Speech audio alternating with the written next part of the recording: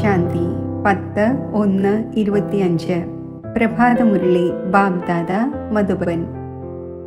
ബാബ പറയുന്നു, മധുരമായ കുട്ടികളെ, ബാബ നിങ്ങളെ ജ്ഞാനയോഗത്തിൻ്റെ പോഷണം കഴിപ്പിച്ച് ശക്തമായ സൽക്കാരം ചെയ്യുന്നു. അപ്പോൾ സദാ സന്തോഷത്തിലും ആഹ്ലാദത്തിലും ഇരിക്കൂ. ശ്രീമത്തനുസരിച്ച് എല്ലാവരുടെയും സൽക്കാരം ചെയ്ത് പോയിക്കൊണ്ടിരിക്കൂ.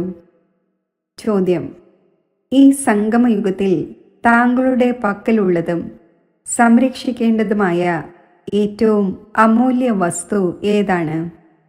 ഉത്തരം: ഈ സർവോത്തമ ബ്രാഹ്മണ കുലത്തിൽ താങ്കളുടെ ഈ ജീവിതം വളരെ അമൂല്യമാണ്. അതിനാൽ ശരീരത്തിൻ്റെ സംരക്ഷണം തീർച്ചയായും ചെയ്യേണ്ടതുണ്ട്. ഇത് മണ്ണിൻ്റെ പാവയാണ്. എപ്പോഴെങ്കിലും ഇത് നശിച്ചു പോയേക്കാം എന്നത് പാടില്ല. ഇതിനെ ജീവനോടെ വയ്ക്കണം. ആരെങ്കിലും രോഗി ആവുകയാണെങ്കിൽ അവരോട് മടുപ്പുണ്ടാകുവാൻ പാടില്ല. അവരോട് പറയൂ, നിങ്ങൾ ശിവബാബയെ ഓർമ്മിക്കൂ. എത്ര ഓർമ്മിക്കുമോ അത്രയും പാപം ഇല്ലാതായിക്കൊണ്ടിരിക്കും. അവരുടെ സർവീസ് ചെയ്യേണ്ടത് ആവശ്യമാണ്. ജീവിച്ചിരിക്കട്ടെ, ശിവബാബയെ ഓർമ്മിച്ചുകൊണ്ടിരിക്കട്ടെ. ഓം ശാന്തി. ജ്ഞാനത്തിൻ്റെ മൂന്നാമത്തെ നേത്രം നൽകുന്ന ആത്മീയ പിതാവിരുന്ന് ആത്മീയ കുട്ടികൾക്ക് മനസ്സിലാക്കിച്ചു തരുന്നു. ജ്ഞാനത്തിൻ്റെ മൂന്നാമത്തെ നേത്രം ബാബയ്ക്കല്ലാതെ മറ്റാർക്കും നൽകാൻ സാധിക്കില്ല.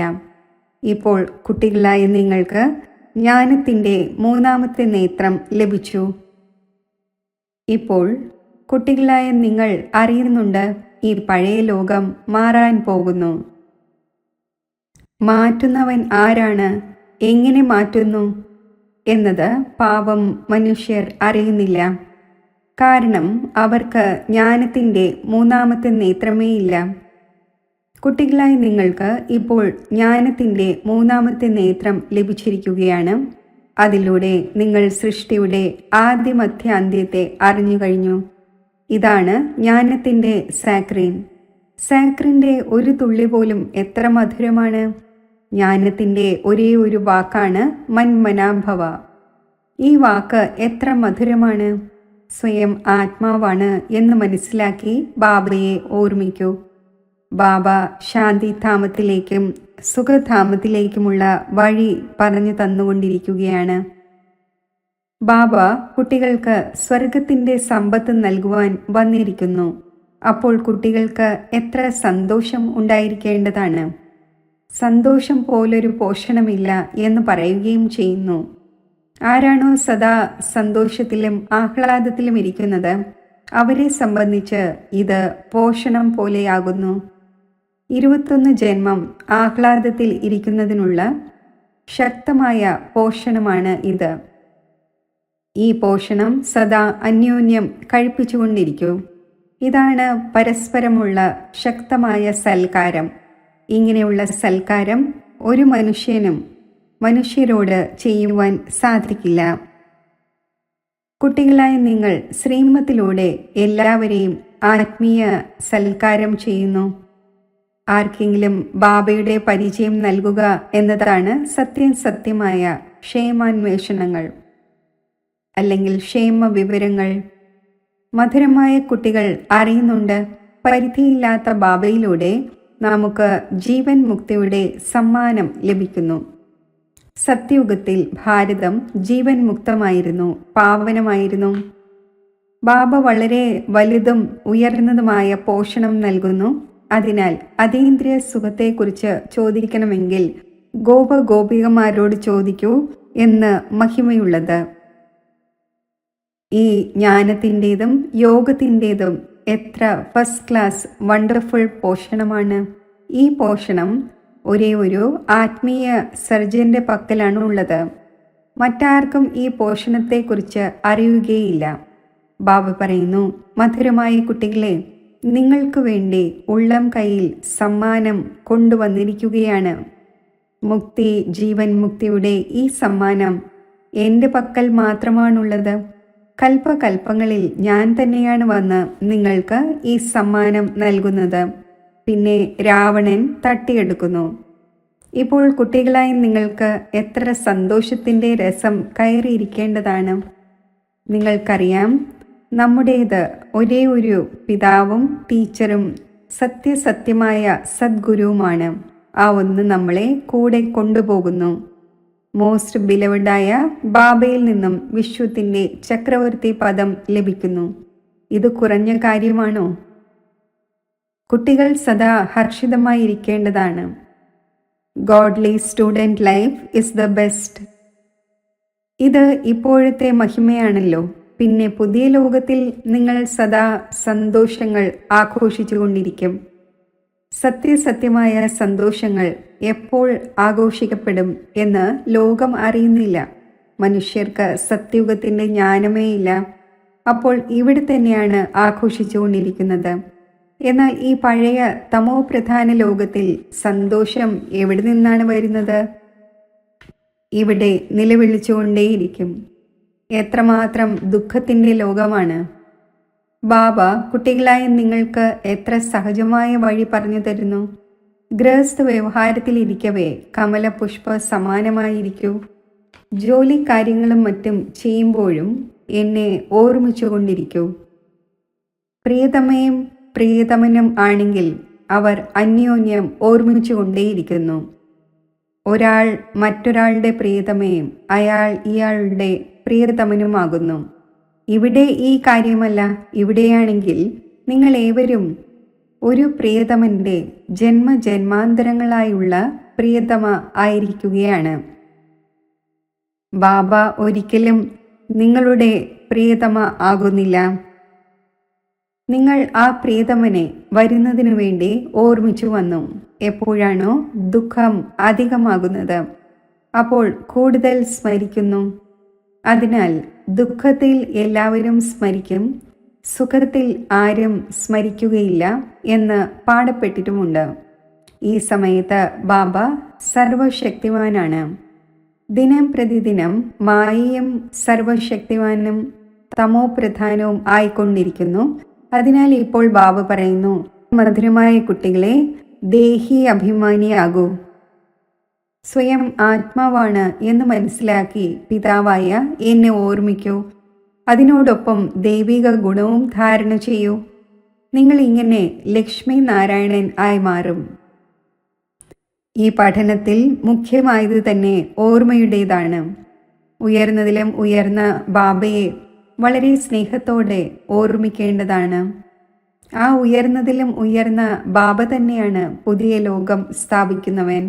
ബാബ പറയുന്നു, ഞാൻ വന്നിരിക്കുകയാണ് കുട്ടികളായ നിങ്ങളെ വിശ്വത്തിൻ്റെ അധികാരിയാക്കുവാൻ. അതിനാൽ ഇപ്പോൾ എന്നെ ഓർമ്മിക്കൂ. എങ്കിൽ നിങ്ങളുടെ അനേകം ജന്മങ്ങളിലെ പാപം ഇല്ലാതാകും. പതീത പാവനായ ബാബ പറയുന്നു, നിങ്ങൾ വളരെയധികം പതീതമായിരിക്കുകയാണ്. അതിനാൽ ഇപ്പോൾ നിങ്ങൾ എന്നെ ഓർമ്മിക്കൂ. എങ്കിൽ നിങ്ങൾ പാവനമായി പാവന ലോകത്തിൻ്റെ അധികാരിയാകും. പതീത പാവനായ ബാബയെ തന്നെയാണ് വിളിക്കുന്നത്. ഇപ്പോൾ ബാബ വന്നിരിക്കുകയാണ്. അപ്പോൾ തീർച്ചയായും പാവനമാകേണ്ടി വരും. ബാബ ദുഃഖം ഹരിച്ച് സുഖം നൽകുന്നവനാണ്. തീർച്ചയായും സത്യയുഗത്തിൽ പാവന ലോകമായിരുന്നു. അപ്പോൾ എല്ലാവരും സുഖം അനുഭവിക്കുന്നവർ തന്നെയായിരുന്നു. ഇപ്പോൾ ബാബ വീണ്ടും പറയുന്നു, കുട്ടികളെ, ശാന്തിധാമത്തെയും സുഖധാമത്തെയും ഓർമ്മിച്ചുകൊണ്ടിരിക്കൂ. ഇപ്പോൾ സംഗമയുഗമാണ്. തോണിക്കാരൻ നിങ്ങളെ ഇക്കരെ നിന്നും അക്കരെ കൊണ്ടുപോകുന്നു. തോണി ഒന്നല്ല, മുഴുവൻ ലോകവും ഒരു വലിയ കപ്പൽ പോലെയാണ്. അതിനെ അക്കരെ കൊണ്ടുപോകുന്നു. മധുരമായ കുട്ടികളായ നിങ്ങൾക്ക് എത്ര സന്തോഷങ്ങൾ ഉണ്ടായിരിക്കേണ്ടതാണ്. നിങ്ങളെ സംബന്ധിച്ച് സദാ സന്തോഷം തന്നെ സന്തോഷമാണ്. പരിധിയില്ലാത്ത ബാബ നമ്മളെ പഠിപ്പിച്ചുകൊണ്ടിരിക്കുന്നു. ആഹാ, ഇത് ഒരിക്കലും കേട്ടിട്ടില്ല, പഠിച്ചിട്ടില്ല. ഭഗവാൻ വാച, ഞാൻ ആത്മീയ കുട്ടികളായ നിങ്ങളെ രാജയോഗം പഠിപ്പിച്ചുകൊണ്ടിരിക്കുന്നു. അപ്പോൾ പൂർണ്ണ രീതിയിൽ പഠിക്കേണ്ടതാണ്, ധാരണ ചെയ്യേണ്ടത് ആവശ്യമാണ്. പൂർണ്ണ രീതിയിൽ പഠിക്കേണ്ടത് ആവശ്യമാണ്. പഠനത്തിൽ സദാ നമ്പർ വൈസ് തന്നെയായിരിക്കും. സ്വയം നോക്കണം, ഞാൻ ഉത്തമമാണോ, മധ്യമമാണോ, അതോ കനിഷ്ഠമാണോ, അതോ അതായത് താഴ്ന്നതാണോ. ബാബ പറയുന്നു, സ്വയം നോക്കൂ, ഞാൻ ഉയർന്ന പദവി നേടുവാൻ യോഗ്യമാണോ, ആത്മീയ സർവീസ് ചെയ്യുന്നുണ്ടോ. കാരണം ബാബ പറയുന്നു, കുട്ടികളെ സർവീസബിൾ ആകൂ, ഫോളോ ചെയ്യൂ. ഞാൻ വന്നിരിക്കുന്നത് തന്നെ സർവീസിന് വേണ്ടിയാണ്. ദിവസവും സർവീസ് ചെയ്യുന്നു. അതിനാൽ തന്നെയാണ് ഈ രഥം എടുത്തിരിക്കുന്നത്. ഇദ്ദേഹത്തിൻ്റെ രഥം രോഗബാധിതം ആവുകയാണെങ്കിൽ ഞാൻ ഇതിലിരുന്ന് മുരളി എഴുതുന്നു. വായിലൂടെ സംസാരിക്കാൻ സാധിക്കുന്നില്ലെങ്കിൽ ഞാൻ എഴുതുന്നു. കുട്ടികൾക്ക് മുരളി മിസ്സാകാതിരിക്കുന്നതിന് വേണ്ടി. അപ്പോൾ ഞാനും സർവീസിലാണല്ലോ. ഇതാണ് ആത്മീയ സർവീസ്. അപ്പോൾ കുട്ടികളായ നിങ്ങളും ബാബയുടെ സർവീസിൽ മുഴുകൂ. On God fatherly service. ആര് നല്ല പുരുഷാർത്ഥം ചെയ്യുന്നുവോ, നന്നായി സർവീസ് ചെയ്യുന്നുവോ, അവരെ മഹാവീരൻ എന്ന് പറയുന്നു. ബാബയുടെ ഡയറക്ഷൻ അനുസരിച്ച് നടക്കുന്ന മഹാവീരൻ ആരാണ് എന്ന് നോക്കുന്നു. ബാബയുടെ ആജ്ഞയാണ് സ്വയം ആത്മാവാണ് എന്ന് മനസ്സിലാക്കി സഹോദരന്മാരെ നോക്കൂ. ഈ ശരീരത്തെ മറന്നേക്കൂ. ബാബയും ശരീരത്തെ നോക്കുന്നില്ല. ബാബ പറയുന്നു, ഞാൻ ആത്മാക്കളെയാണ് നോക്കുന്നത്. പിന്നെ ആത്മാവിന് ശരീരമില്ലാതെ സംസാരിക്കാൻ സാധിക്കില്ല എന്ന ജ്ഞാനമുണ്ട്. ഞാനും ഈ ശരീരത്തിൽ വന്നിരിക്കുകയാണ്, ലോൺ എടുത്തിരിക്കുകയാണ്. ശരീരത്തോടൊപ്പം തന്നെയാണ് ആത്മാവിന് പഠിക്കുവാൻ സാധിക്കുന്നത്. ബാബയുടെ ഇരിപ്പിടം ഇവിടെ ഭൃഗുടിയിൽ ആണ്. ഇതാണ് അകാല സിംഹാസനം. ആത്മാവ് അകാലമൂർത്തിയാണ്. ആത്മാവ് ഒരിക്കലും ചെറുതോ വലുതോ ആകുന്നില്ല. ശരീരം ചെറുതും വലുതുമാകുന്നു. ഏതെല്ലാം ആത്മാക്കളുണ്ടോ അവരേവരുടെയും സിംഹാസനം ഈ ഭൃഗുടിയാണ്. എല്ലാവരുടെയും ശരീരം വ്യത്യസ്തമായിരിക്കും. ചിലരുടെ അകാല സിംഹാസനം പുരുഷൻ്റേതാണ്, ചിലരുടെ അകാല സിംഹാസനം സ്ത്രീയുടേതാണ്, ചിലരുടെ അകാല സിംഹാസനം കുട്ടിയുടേതാണ്. ബാബ ഇരുന്ന് കുട്ടികളെ ആത്മീയ ഡ്രിൽ പഠിപ്പിക്കുന്നു. ആരോടെങ്കിലും സംസാരിക്കുമ്പോൾ ആദ്യം സ്വയം ആത്മാവാണെന്ന് മനസ്സിലാക്കൂ. ഞാൻ ആത്മാവ് ഇന്ന സഹോദരനോട് സംസാരിക്കുകയാണ്. ബാബയുടെ സന്ദേശം നൽകുകയാണ്. ശിവ് ബാബയെ ഓർമ്മിക്കൂ.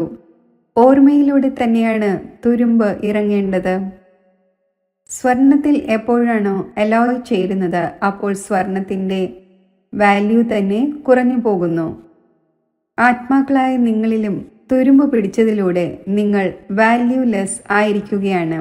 ഇപ്പോൾ വീണ്ടും പാവനമാകണം.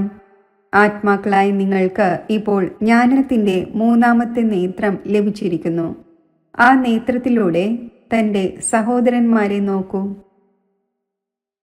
സഹോദരന്മാരെ നോക്കുന്നതിലൂടെ കർമ്മേന്ദ്രിയങ്ങൾ ചഞ്ചലമാവുകയില്ല. രാജ്യഭാഗ്യം നേടണമെങ്കിൽ, വിശ്വത്തിൻ്റെ അധികാരി ആകണമെങ്കിൽ ഈ പ്രയത്നം ചെയ്യൂ. സഹോദരന്മാരായി മനസ്സിലാക്കി എല്ലാവർക്കും ജ്ഞാനം നൽകൂ. പിന്നെ ഈ ശീലം ഉറച്ചതാകും. നിങ്ങളേവരും സത്യസത്യമായ ബ്രദേഴ്സാണ്.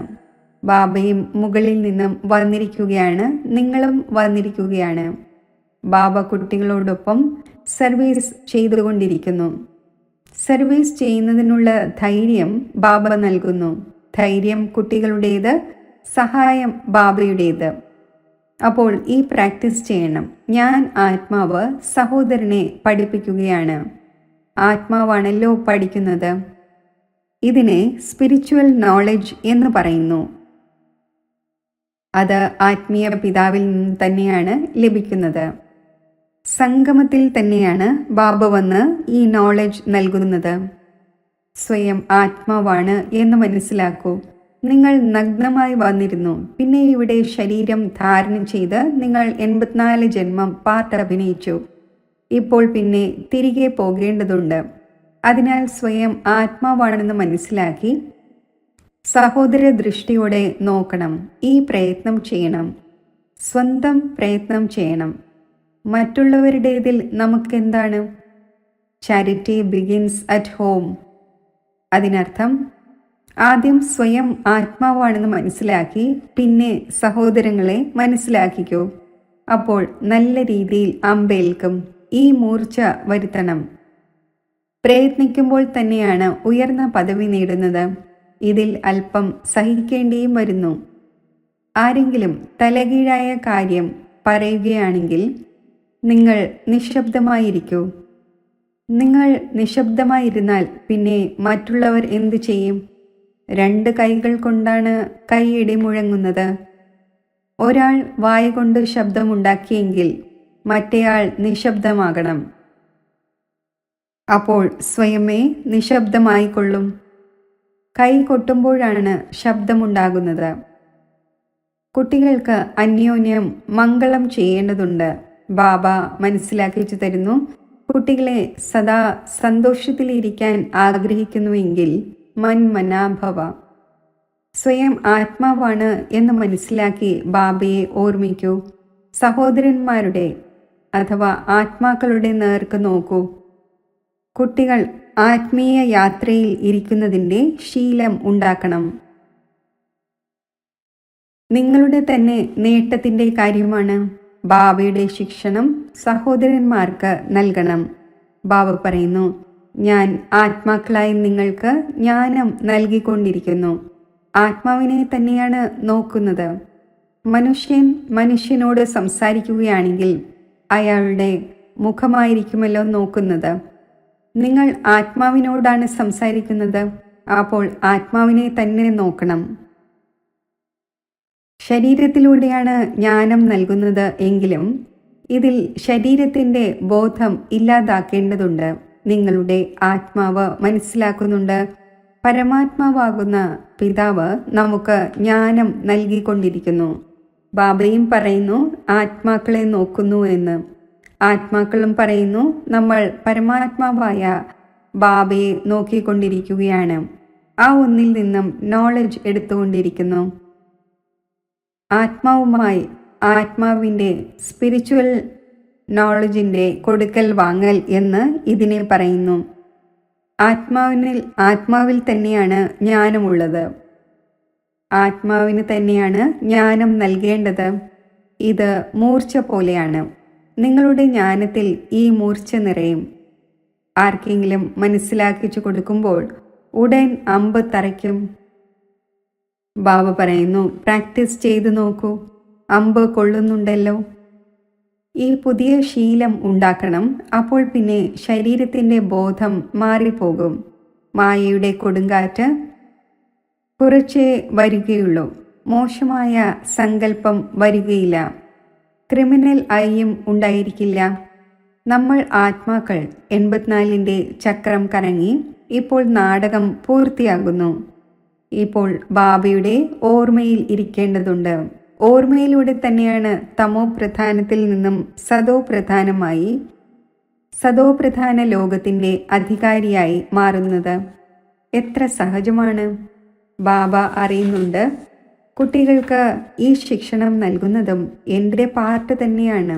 പുതിയ കാര്യമൊന്നുമല്ല. ഓരോ 5000 വർഷത്തിനു ശേഷവും എനിക്ക് വരേണ്ടതുണ്ട്. ഞാൻ ബന്ധനസ്ഥനാണ്. കുട്ടികൾക്കിരുന്ന് മനസ്സിലാക്കിച്ചു തരുന്നു. മധുരമായ കുട്ടികളെ, ആത്മീയ ഓർമ്മയുടെ യാത്രയിൽ ഇരിക്കൂ. അപ്പോൾ അന്തിമതി സോഗതി ഉണ്ടാകും. ഇത് അന്തിമ കാലമാണല്ലോ. എന്നെ മാത്രം ഓർമ്മിക്കൂ. അപ്പോൾ നിങ്ങളുടെ സദ്ഗതി ഉണ്ടാകും. ഓർമ്മയുടെ യാത്രയിലൂടെ അടിസ്ഥാനവും ശക്തമാകും. ഈ ദേഹി അഭിമാനി ആകുന്നതിൻ്റെ ശിക്ഷണം ഒരേ ഒരു തവണയാണ് കുട്ടികളായി നിങ്ങൾക്ക് ലഭിക്കുന്നത്. എത്ര വണ്ടർഫുൾ ജ്ഞാനമാണ്. ബാബ വണ്ടർഫുൾ ആണ്. അപ്പോൾ ബാബയുടെ ജ്ഞാനവും വണ്ടർഫുൾ ആണ്. ഒരിക്കലും ആർക്കും പറഞ്ഞു തരാൻ സാധിക്കില്ല. ഇപ്പോൾ തിരികെ പോകേണ്ടതുണ്ട്. അതിനാൽ ബാബ പറയുന്നു, മധുരമായ കുട്ടികളെ, ഈ പ്രാക്ടീസ് ചെയ്യൂ. സ്വയം ആത്മാവാണ് എന്ന് മനസ്സിലാക്കി ആത്മാവിന് ജ്ഞാനം നൽകൂ. മൂന്നാമത്തെ നേത്രത്തിലൂടെ സഹോദരന്മാരെ നോക്കണം. ഇതുതന്നെയാണ് വലിയ പ്രയത്നം. ഇത് നിങ്ങൾ ബ്രാഹ്മണരുടെ സർവോത്തമ ഉയർന്നതിലും ഉയർന്ന കുലമാണ്. ഈ സമയത്ത് നിങ്ങളുടെ ജീവിതം അമൂല്യമാണ്. അതിനാൽ ഈ ശരീരത്തിൻ്റെയും സംരക്ഷണം ചെയ്യേണ്ടതുണ്ട്. തമോ പ്രധാനമായത് കാരണം ശരീരത്തിൻ്റെ ആയുസ്സും കുറഞ്ഞു വന്നു. ഇപ്പോൾ നിങ്ങൾ എത്രത്തോളം യോഗത്തിലിരിക്കുമോ അത്രയും ആയുസ് വർദ്ധിക്കും. നിങ്ങളുടെ ആയുസ് വർദ്ധിച്ച് സത്യയുഗത്തിൽ 150 വർഷമാകും. അതിനാൽ ശരീരത്തെയും സംരക്ഷിക്കേണ്ടതുണ്ട്. ഇത് മൺപാവയാണ്, ഒരിക്കൽ ഇത് ഇല്ലാതായി പോകും എന്നത് പാടില്ല. ഇല്ല, ഇതിനെ ജീവനോടെ വെക്കേണ്ടതുണ്ട്. ഇത് അമൂല്യ ജീവന് ആണല്ലോ. ആരെങ്കിലും രോഗാവസ്ഥയിലാണെങ്കിൽ അവരോട് മടുപ്പുണ്ടാകാൻ പാടില്ല. അവരോട് പറയൂ, ശിവബാബയെ ഓർമ്മിക്കൂ. എത്ര ഓർമ്മിക്കുമോ അത്രയും അവരുടെ പാപം ഇല്ലാതാകും. അവരുടെ സർവീസ് ചെയ്യേണ്ടത് ആവശ്യമാണ്. ജീവനോടെ ഇരിക്കട്ടെ, ശിവബാബയെ ഓർമ്മിച്ചുകൊണ്ടേയിരിക്കട്ടെ. ഈ വിവേകം നിലനിൽക്കുന്നുണ്ടല്ലോ. നമ്മൾ ബാബയെ ഓർമ്മിക്കുന്നു. ആത്മാവാണ് ഓർമ്മിക്കുന്നത്, ബാബയിൽ നിന്നും സമ്പത്ത് നേടുന്നതിനു വേണ്ടി. ശരി, മധുരമധുരമായ വളരെ കാലം വേർപിരിഞ്ഞ ശേഷം തിരിച്ചു കിട്ടിയ കുട്ടികൾക്ക് നമ്പർ വൈസ് പുരുഷാർത്ഥമനുസരിച്ച് മാതാവും പിതാവുമായ ബാബ്ദാദയുടെ സ്നേഹസ്മരണകൾ. Good morning. ആത്മീയ പിതാവിൻ്റെ ആത്മീയ കുട്ടികൾക്ക് നമസ്തേ. ധാരണയ്ക്കുള്ള മുഖ്യസാരം: സ്വയം നോക്കൂ, ഞാൻ പുരുഷാർത്ഥത്തിൽ ഉത്തമമാണോ, മധ്യമമാണോ, അതോ കനിഷ്ഠമാണോ? ഞാൻ ഉയർന്ന പദവി നേടുന്നതിന് യോഗ്യമാണോ? ഞാൻ ആത്മീയ സർവീസ് ചെയ്യുന്നുണ്ടോ? മൂന്നാമത്തെ നേത്രത്തിലൂടെ ആത്മീയ സഹോദരനെ നോക്കൂ. സഹോദരന്മാരായി മനസ്സിലാക്കി എല്ലാവർക്കും ജ്ഞാനം നൽകൂ. ആത്മീയ സ്ഥിതിയിൽ ഇരിക്കുന്നതിൻ്റെ ശീലം ഉണ്ടാക്കൂ.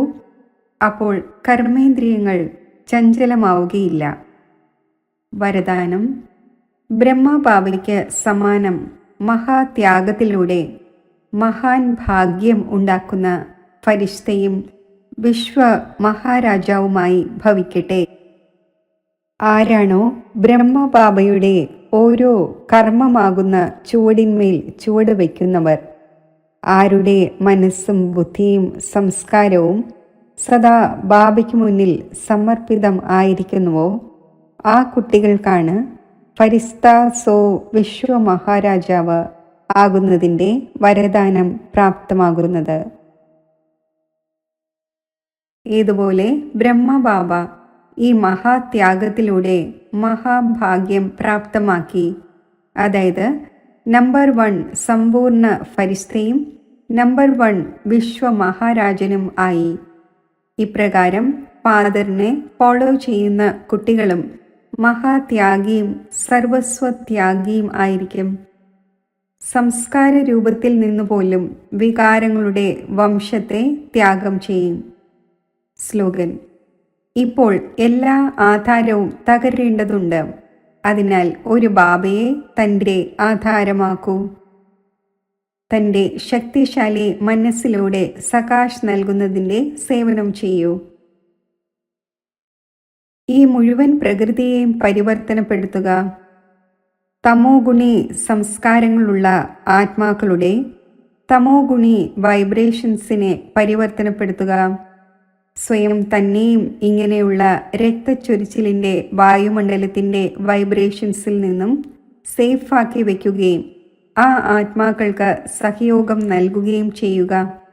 ഈ വിശാല കാര്യത്തിനു വേണ്ടി മനസ്സിനെ ശുഭഭാവനകളാൽ സമ്പന്നവും ശക്തിശാലിയും ആക്കൂ. ഓം ശാന്തി. യോഗത്തിൻ്റെ അഭ്യാസം.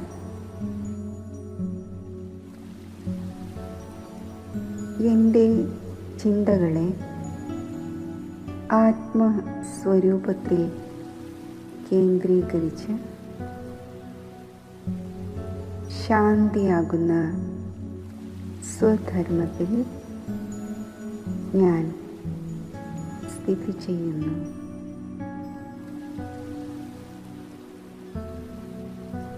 ഈ ശാന്ത സ്വരൂപ അവസ്ഥയിൽ ഞാൻ എൻ്റെ ചിന്തകളെ പരമാത്മാവിലേക്ക് കൊണ്ടുപോകുന്നു.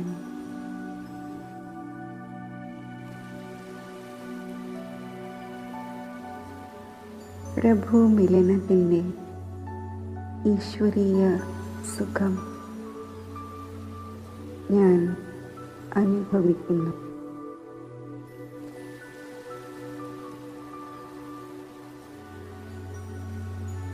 പരമാത്മാ സാമീപ്യം എന്നിൽ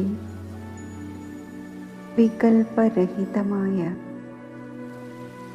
ഒരു ആത്മീയ ഭാവം ഉണർത്തുന്നു. ശാന്തിയുടെയും ശക്തിയുടെയും നവീനമായ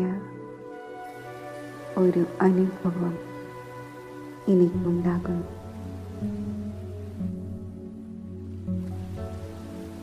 ശക്തികളുടെയും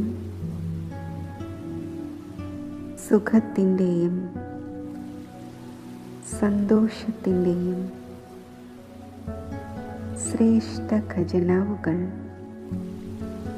എന്നിൽ നിറയുന്നു.